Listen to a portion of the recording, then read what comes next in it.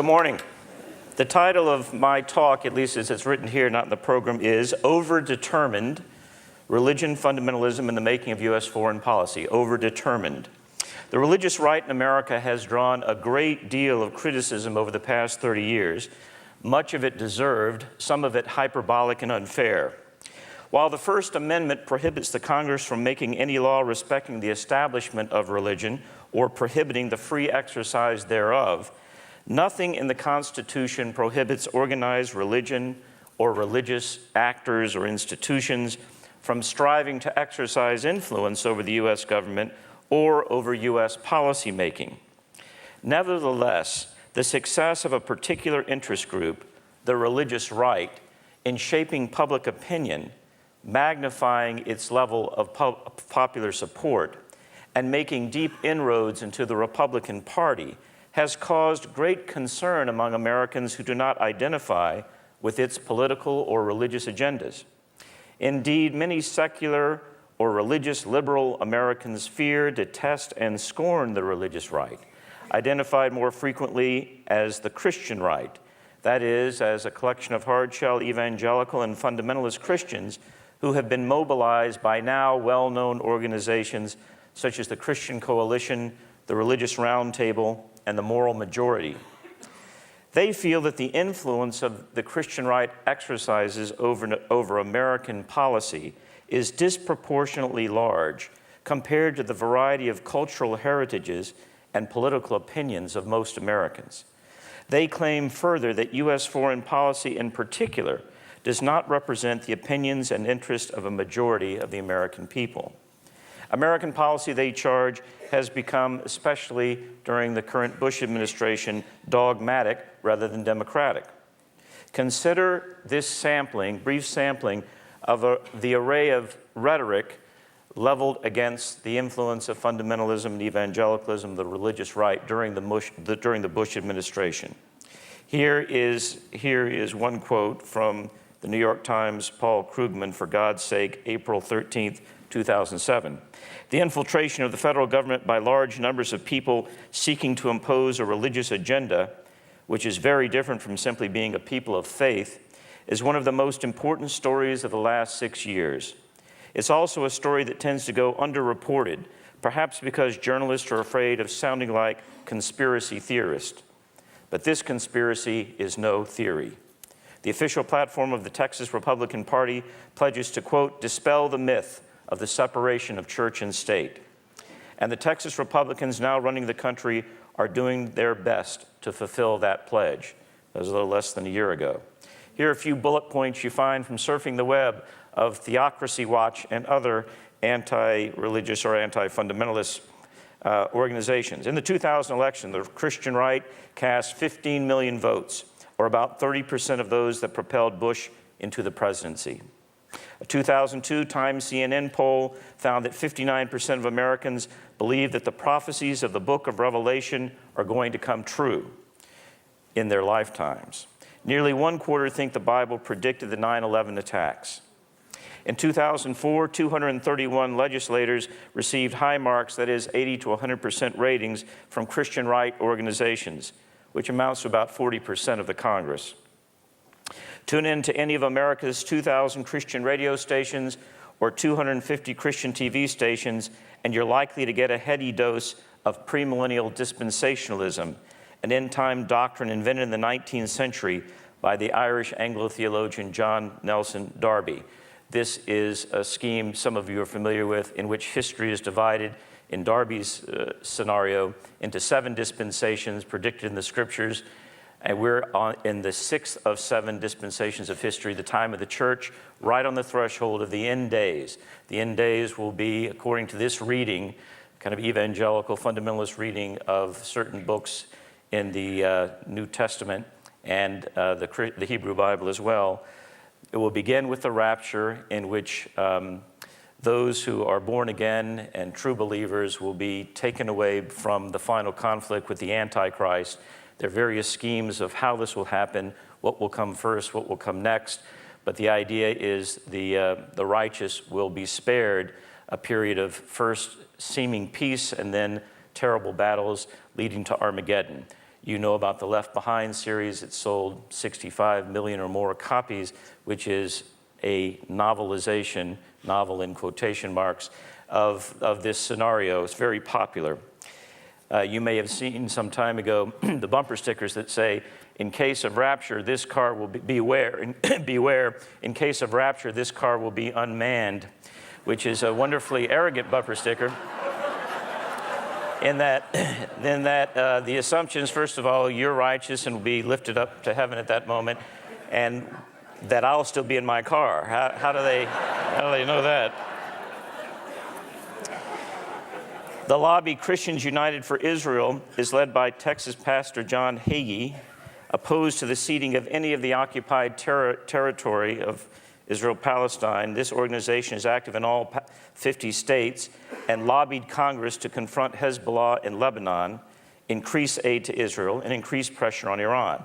Hagee joined Senator Joseph Lieberman last year in recommending that the United States consider a preemptive strike against Iran.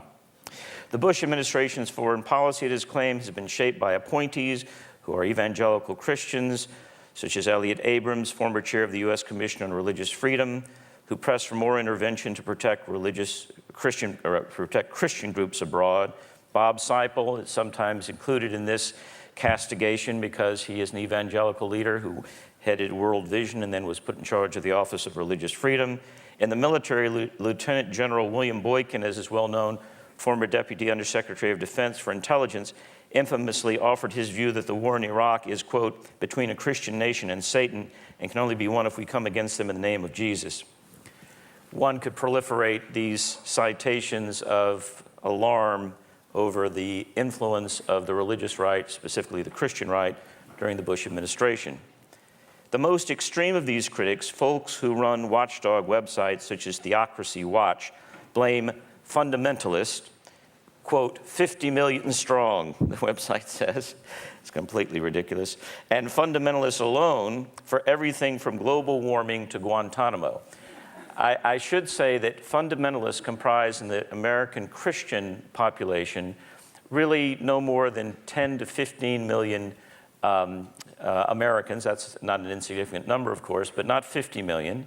Evangelicals constitute about a third of the national population, or not quite a third, but about 30% of the national population. Fundamentalists are a subset of evangelicals. All evangelical Christians believe in the necessity of a born-again experience, regeneration through the Holy Spirit, and the primacy of Scripture as the sole guide and norm for Christian life. That's a broad-based group of Americans that are very diverse. Subsets of evangelicals are fundamentalists, who are Bible believers, Bible literalists in the Christian case, and Pentecostals who believe in the inspiration of the Holy Spirit. The fundamentalists and the Pentecostals have been at odds with one another since they both emerged in the early 20th century, but they came together in the Christian coalition in the 1990s under the principle borrowed from the Middle East, the enemy of my enemy is my friend. It's not time, we don't have the luxury to fight about the Spirit's role versus scriptural role in conservative evangelicalism, and so they united for political purposes. But fundamentalists as such, and I'll say more about that later, really constitute a minority of American evangelicals. That's not to say there isn't a broad spectrum of influence of fundamentalist conservative evangelicals and some Pentecostals, they are, but the term fundamentalism as such needs to be somewhat more restricted. And then the approach of the critics, the critics sometimes replicate at one end of the spectrum the extremist rhetoric of their adversaries who occupy the other end. That is, Newt Gingrich, for example, traversed the country. He's not considered usually a religious fundamentalist, but I'm illustrating the interaction between the religious and the secular. Gingrich used to traverse the country just a few years ago. He had charts and graphs in hands demonstrating statistically that the decline in American moral purity and national strength was triggered at a particular moment. That is, by the 1962-63 Supreme Court decisions to ban prayer in the public schools, which marginalization of religion, he has argued, so have conservative religious activists around the world, permitted the rise of secular humanism to cultural and political predominance, that outlawing of prayer in the public schools was the beginning of a steep decline. It led all the way from that to Roe versus Wade in 1973, the long 60s, which was a time, in this view, of moral disaster. That rise of secular humanism to a cultural and political predominance invited this epidemic of social ills, from drugs and rising divorce rates all the way to 9/11. Other critics of the Christian right are savvier, couching their attack on the politics of right-wing religion within a contextualized, if only slightly less ideologically charged, interpretive framework. For example, Kevin Phillips, in his recent polemic, American Theocracy, argues that three dangerously powerful influences determine American foreign policy: oil, massive debt to foreign powers, and radical religion. In this more realistic, if still somewhat exaggerated view of the influence of the religious right, we can begin to see the outlines of an argument I wish to make, which comes in three parts. First, an argument regarding the sphere of religious influence in U.S. politics in general. Second, an interpretation regarding the role of the Christian right in the recent decades, with thoughts about the notion that its influence may well be fading. And third, a review of the enduring consequences, mostly pernicious in my view, of the triumph of fundamentalist-like religious politics over other religious competitors for influence in the formulation of some of the key tenets of U.S. foreign policy during the post-9/11 Bush administration. So my first part of that argument: how in general does American religion interact with and sometimes significantly influence the direction of U.S. policy? Well, it does so in at least two major ways. First, religion has, is, and always shall be a determining factor in the formation of American culture, that array of values, behaviors, practices, and beliefs that shape the character of individual citizens and of the society itself. Religion does this in part by creating what the sociologists call plausibility structures for specific policy orientations. That is, widely shared beliefs or fundamental orientations to reality within which politics has meaning. Religious ideas such as a chosen nation, a shining city on a hill, for example, not to mention President Bush's sense that Providence has called him to the presidency for a specific moral purpose. These kinds of ideas help make plausible political ideas, such as the conviction that a defining element of U.S. foreign policy should be to make the world, or at least the Middle East, safe for democracy. As my colleague Jerry Powers would say about other matters, who died and appointed you king? Well, the current American administration answer seems to be God did. If we are the beacons of democracy, according to God's providence, preemptive war may be seen by some as a logical corollary in a world where they are out to extinguish that shining light. They, the bad guys. Second, of course, religious influence is not always only cultural, however formative culture is as a background to policy decisions, but it is also a direct influence in the reduction of religion to ideology, to the formulation, that is, of strategies for turning belief into power and power into a means of advancing certain beliefs or worldviews. I'll mention examples of this direct influence momentarily, and Andrew already gave a very rich array of examples historically. We didn't collude before we spoke, but I think there's a nice complementarity in our themes. The religious right, at least for our purposes here then, is best understood as a well-organized and lavishly funded political interest group, the disproportionate influence of which on U.S. policy in general and foreign policy in particular owes to its effectiveness in retrieving, renewing, and innovatively rearticulating the 350-year-old American culture and religious tradition of moral reform, originally known as Puritanism. The religious right has waxed and waned in influence according to its success in tapping this deep vein in the American character, which Andrew referred to, and in doing so in a way, this is the fundamentalist edge to it, and in tapping that vein of the American character in such a way as to discredit, subordinate, or even extinguish the competing religio-moral strain in the American character, a balancing tradition which is known by various terms. I'll use the term here, the social gospel. So my argument is there are two strains one can trace in terms of a certain kind of religious trajectory, religious influence in American history that have defined the American character, the Puritan tradition broadly considered, and the tradition of the social gospel. For an interesting and comprehensive history of the legacy in legislation and in policy formation of the influence of these two traditions, I recommend to you a book called Hellfire Nation, The Politics of Sin in American History by James Moroney, a political scientist at Brown University. Briefly, his thesis. Liberalism, according to the standard account of U.S. political history, has fostered free markets, limited government, and the sovereign right of the individual. The resulting momentum toward a purely liberal society is held in check, however, the conventional story goes, by a strain of communitarianism in the American character, a robust commitment to the collective life, given expression in social movements, labor unions, churches and synagogues, and other voluntary associations of civil society. Not infrequently, the liberal state, hijacked by this or that moral crusade, has faltered, according to this narrative. Particular minority communities have been targeted, their constitutional safeguards skirted, and their rights, properties, and even their lives taken away.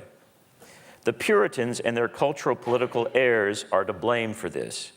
To demonstrate the point, Moroney traces the history of the perennial dynamics of sin and socio-moral reform that have shaped public policy debates, laws, and the size and purposes of government in the United States since John Winthrop and Cruz set out in 1629 to carve a shining city on a hill out of the New England wilderness. Liberal political history, he argues, underestimates the roaring moral fervor at the soul of American politics. Within a generation, shame-faced Puritan preachers, confronted by their society's failure to honor the covenant, were perfecting the American Jeremiad, a rhetorical mode that combines stylized laments over the fall from grace, exhortations to reform, and dire warnings of the divine wrath in store for the morally complacent. Underlying and consistently shaping the national response to each of these landmark social crises, Moroney contends, was a fundamental moral question. Is sin the result of personal moral failure, or is it an inevitable product of unjust, oppressive social institutions? The moralists, following their Puritan forebears, divided into camps. Social gospel types, from Walter Rauschenbusch at the turn of the century to Martin Luther King Jr. in the 60s, called upon the liberal state to outlaw sinful social practices, such as racial discrimination. But they were repeatedly eclipsed by the apostles of character, who portrayed social ills as the direct result of moral turpitude and irresponsibility on the part of individuals.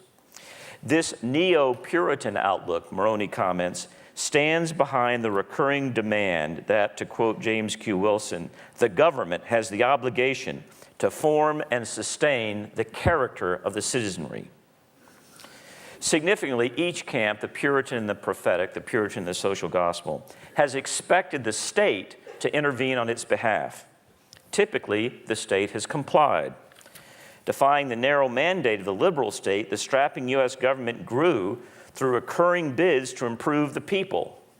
Each episode of moral outrage led to prohibition of the suspect behavior, followed by the growth of regulating agencies that stayed in place long after the original moral fervor abated. Prohibition is one example. Perhaps the Homeland Security Department is another. I'll say more about these competing traditions, but they form the broad background for understanding the competing influences of the prophetic or social gospel tradition and the Puritan tradition in shaping U.S. foreign policy. The influence of the Christian right on foreign policy is the result, however, of a confluence of interest, including explicitly religious concerns, but by no means limited to those religious concerns. The influence occurs, for example, when the policy objectives of the Christian right are aligned with the policy interests of other powerful lobbies, for instance, the oil interest. To take perhaps the best-known example, the interest of Christian evangelicals, especially the hardcore or fundamentalist minority, the Christian premillennialists, those who believe, I referred before to the rapture scenario, to premillennialism. As some of you will know, they believe in order for these revelations to come true, to be fulfilled, the Jews must return to the Holy Land. How conveniently they did so. Best-selling book of the 1960s in religion other than the Bible was Hal Lindsey's late great Planet Earth, pointing to the return of Jews to Israel, the founding of the State of Israel, as signs that the end times are occurring. Lindsey, by the way, took that money from the book and bought real estate in Florida, so he wasn't expecting the end too soon.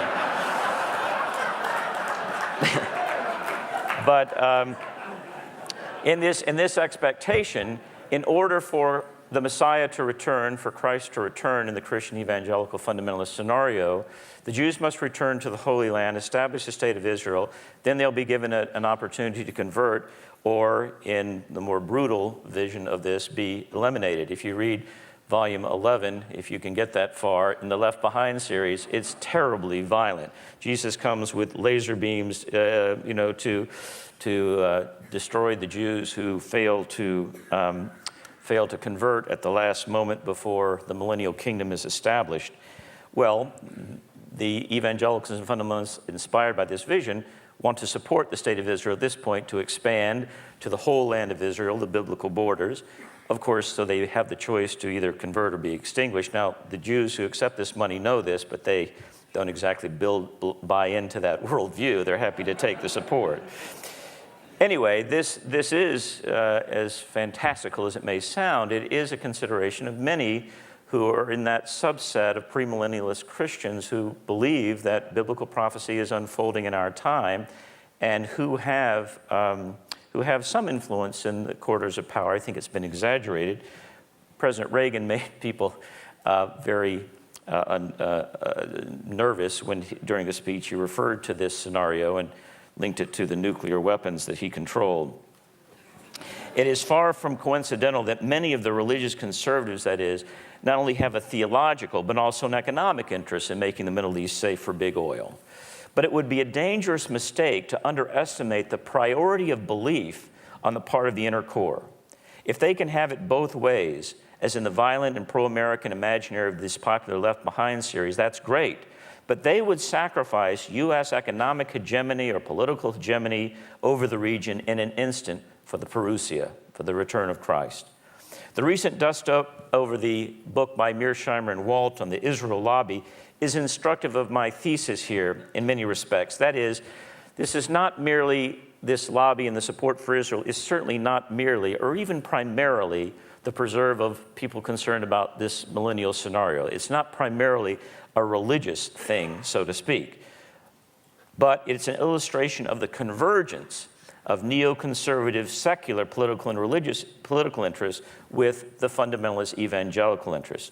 And some of these interests are embodied in the same individuals who see Israel as a strategic ally in multiple respects, politically, militarily, theologically, and shall we say eschatologically, end times allies. One need not embrace all these dimensions of the State of Israel's symbolic significance, of course, in order to defend and support the Israel lobby or support for Israel. In short, the addition of religion, even fundamentalist religion, to the foreign policy equation adds a dynamic, dramatic, and as I'll say in a moment, cosmic element to the game.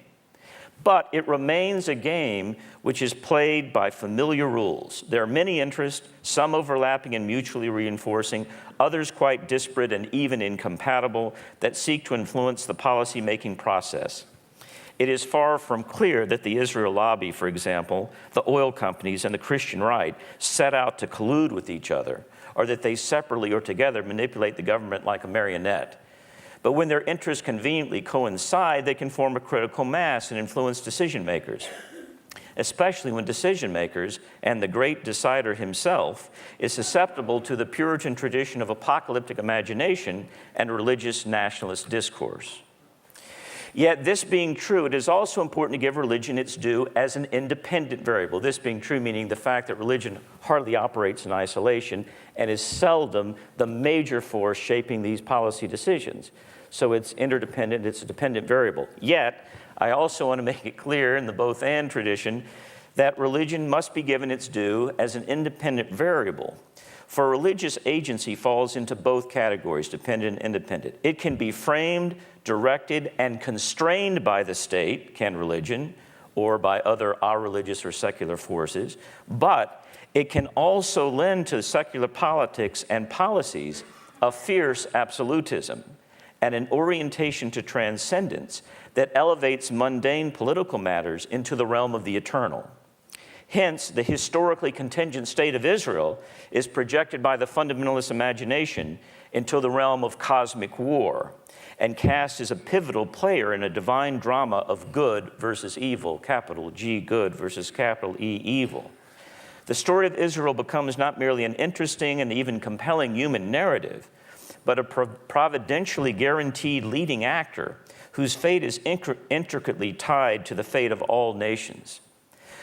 By contrast, the relatively apocalypse-deprived Palestinians, especially the majority Muslims, who have a low-level dose of millennialism, to use a term cross-culturally, they have a Dajjal figure, which is kind of an Antichrist-type figure. It has not been particularly prominent until recently, when Saudi graphic artists have begun to depict this Antichrist, this Dajjal figure, as a Zionist, of course, to try to give some punch to the Palestinian religious opposition to Israel and to the West, the Muslim radical opposition.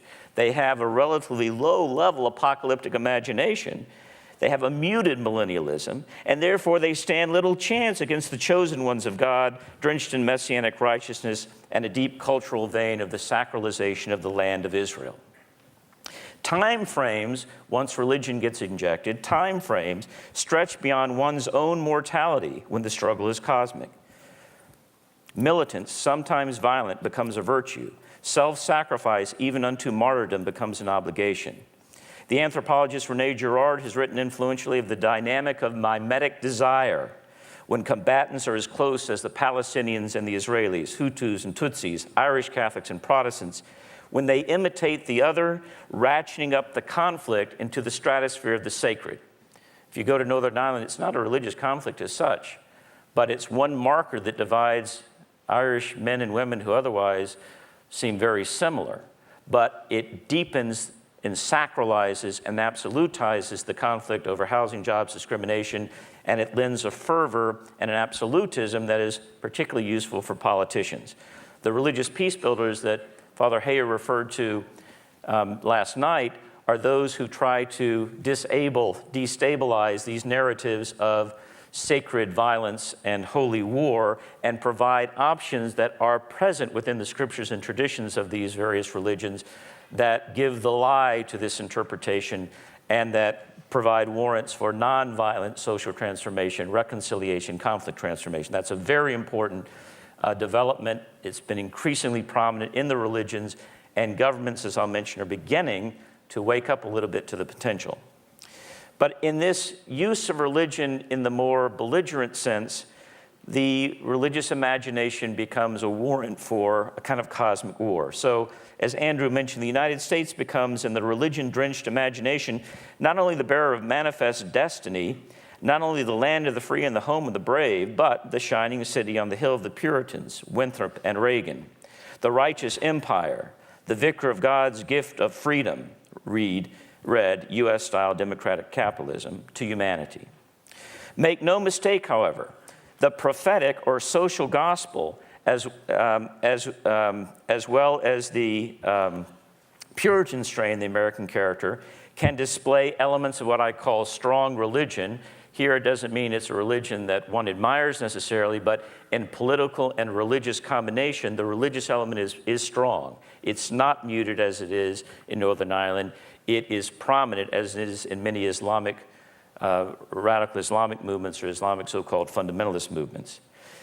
Though a historical argument can be made that both the prophetic and the Puritan are very strong, and there's a religious influence that has real political consequences, I wouldn't equate those two in terms of their political outcomes or their relationship particularly to aggression. An argument can be made that violence has been associated more with the Puritan mode, while nonviolence has been more clearly apparent, at least as an option, in the repertoire of the prophetic, if never just the only option. And while those we tend to call fundamentalists can be quite prophetic in the sense of mounting searing social criticism, they tend to be more aggressive, exclusivist, and demonizing of the other than do the social gospelers, who tend to be more small c Catholic or inclusive in the coalitions they build. That is, at least, a thesis to be tested, whether or not we can make a strong distinction between those strains. The extremists, in any case, sometimes articulate a theological or religious legal justification for forms of violence against the other, from capital punishment to crusade or jihad. In this sense, one might include a view attributed even to St. Augustine as a forebearer of the great Puritan tradition, in light of the argument that it might be an act of love, ultimately, to slay the heretic rather than to allow her to persist in her soul-threatening heresy. Owing to its capacity for the mobilization of true believers along extremist lines, then, religion can become the last resort of the desperate or merely manipulative politician. One might, for shorthand's sake, call this the Rove maneuver. John Alterman, director of the Center for Strategic and International Studies Middle East Division, puts the point this way: religion sometimes is a continuation of politics by other means. When other mobilizations fail, that is, religion is often a surrogate, handy in galvanizing constituencies which religion helps to feel embattled and righteous in their indignation and their sense of relative deprivation. Yet the genie released from the bottle, whether that genie be fundamentalism or violence or both, seeks its own level and yearns to break free of its political shackles. If religion influences foreign policy, it is because it dovetails with the policies of powerful economic interests, Alterman notes, which is not to say that religion always defers to secular self-interest. Once conjured, it can take on a life of its own, as we shall see in Part 3, Pernicious Influence. The last two parts are brief, you'll be happy to know. But my second part of the argument, there are signs that after a quarter century of cultural prominence and religio-political dominance, the Puritan tradition is again waning in influence, as it did in the run-up to the Civil War, at the turn of the 20th century, and in the post-World War II years, culminating in the long 1960s. These were all periods when the social gospel ethos held its own or even gained cultural and political ascendancy in the United States. Not least among the signs is the failure of the Christian right to identify, support, and sustain a viable presidential candidate, Governor Huckabee notwithstanding. But one would also include the fragmentation of the evangelical political community, seen in the rise to prominence and increasing influence of the progressive left, leaders such as Jim Wallace, Rich Cizik, Rick Warren, Ron Sider, and other very different evangelicals, but they express their evangelical fervor through an inclusive, faith-based politics that studiously avoids demonization of opponents and is open to and encouraging of ecumenical, interreligious, and religious secular collaborations against poverty, environmental degradation, excessive corporate privilege, extra-constitutional wars, torture, and the like. One may not much wish to call this phenomenon the fragmentation of the evangelical Christian community so much as the greater visibility and public presence of its internal diversity that was always there. What triggers the decline in either the Puritan or the prophetic strain and the replacement by another strain? Among other things, the shifting political landscape, which is only partly determined by religious considerations and more fundamentally determined by an array of other factors: economic, social, cultural, psychological. The rising political force, whatever its content, needs and will seek out and will actually help to create or legitimate its appropriate religious partner. Just as the Reaganites helped create, empower, and also constrain, eventually, the new Christian right. So is Obama attempting to channel the spirit of the prophetic social gospel tradition that enlivened the civil rights movement led by Dr. King. But we can go deeper in our analysis. The religious sallying forth has a limited shelf life. The great sociologist Max Weber wrote over a century ago of the patterns of religious fervor within the context of modernity and enlightenment.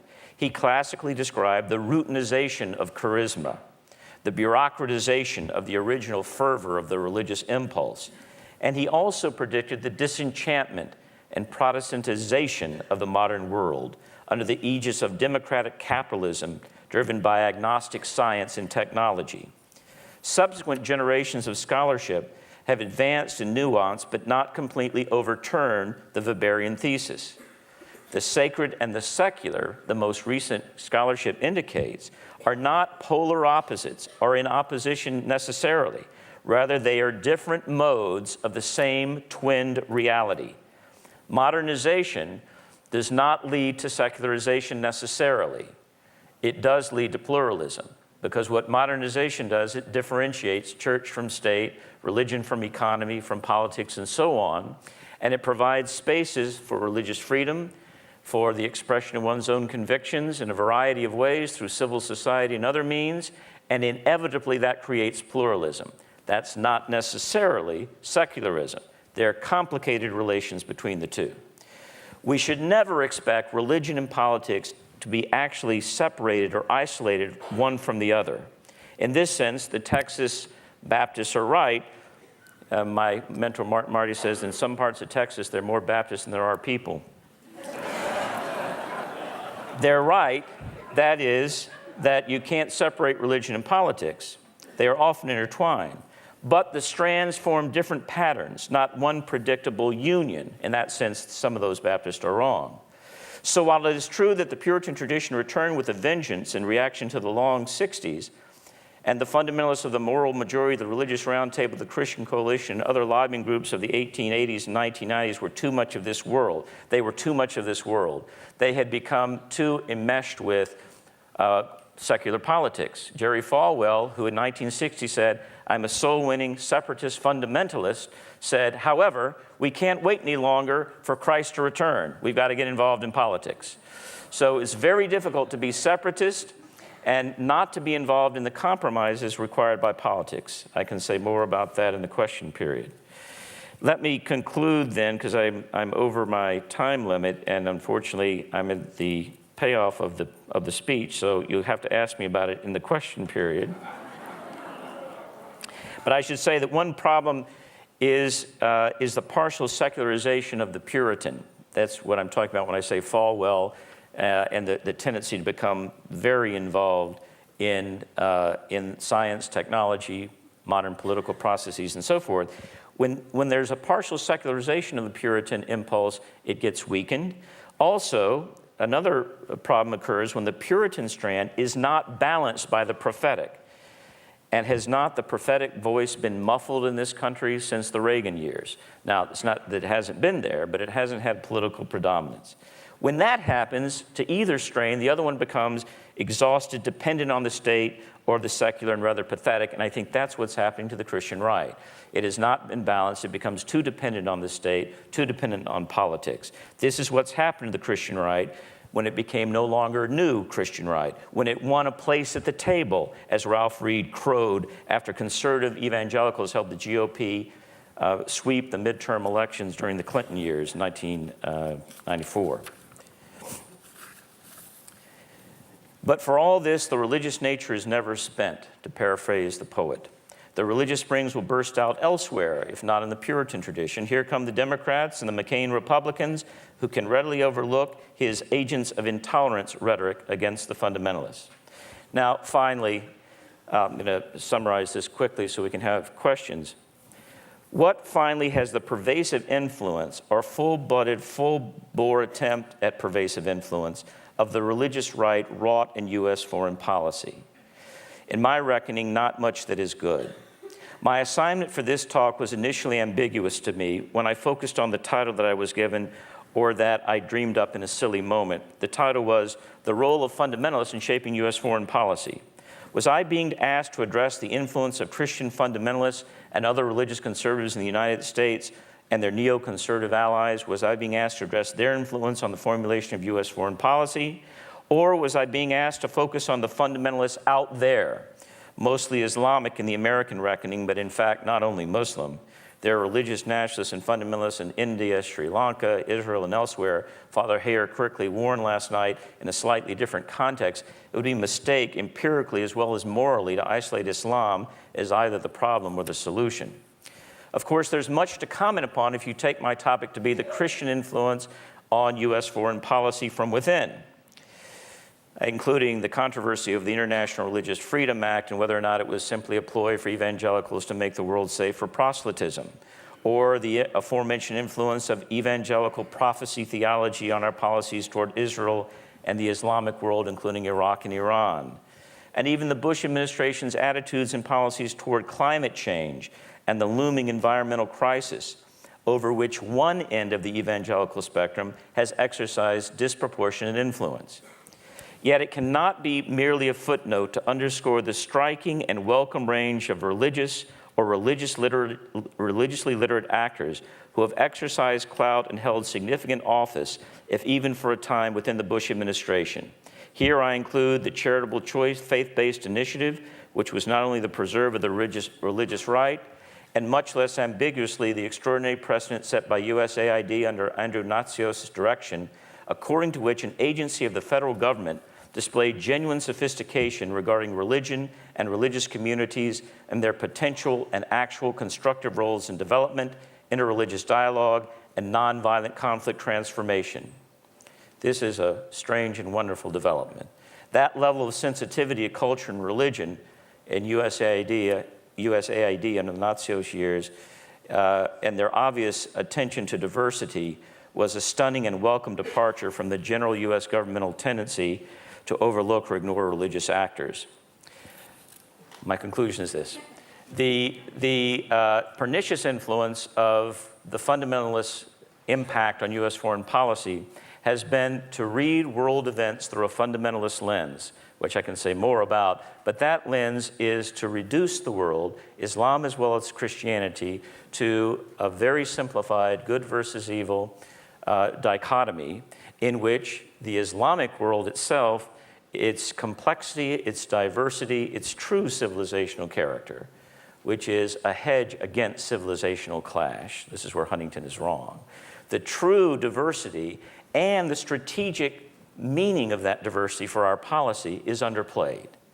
So when you look at the world through a fundamentalist influence or inflected lens and see good versus evil absolutisms, you have on October 7th, 2001, competing dualisms when Osama bin Laden timed his comments from the cave to match President Bush's comments, in which both spoke a fundamentalist dialogue of dualisms. You're either with us or against us. There's no middle ground. It's absolute. This is a civilizational clash. What bin Laden wanted was to demonstrate that America was not liberal, was not tolerant, was not welcoming of diversity, and in fact had justified a crusade against Islam. If you read bin Laden's responses to Bush in his initial rhetoric about crusade, what you find is that bin Laden says, you know, President Bush is an honest man. He's trying to tell the truth. As we've been saying for years in the jihadist movement, America is on a crusade. It's against Islam. They shut him up. His handlers made him change that language, but he's telling the truth. Listen to him. I could say more about this, but I'm already in hot water and about to get the hook. Well, thank you.